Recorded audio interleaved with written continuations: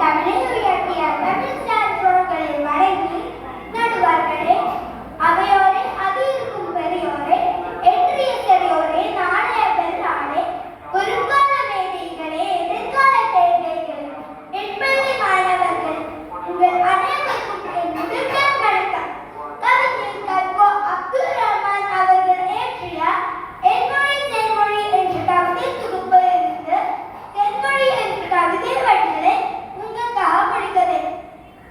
ஒரு கடலில் முதல் முதலாய் உதிர்ந்து வந்த பேரலை, கடைக்கடலை நாவினர் கடைய வந்து செவிய முனை, பிறந்தநாள் அறியாத பேரழகே, பிற மொழிகள் இருந்த நாள் காண நிறம் இளமை பெற்று வந்தவளே, நேர்ந்த மொழிகளுக்கு நாலாயிரம் மட்டும் பொருந்தவளே, உன்னை போல் உரிமையொழிப்பவர் யார்?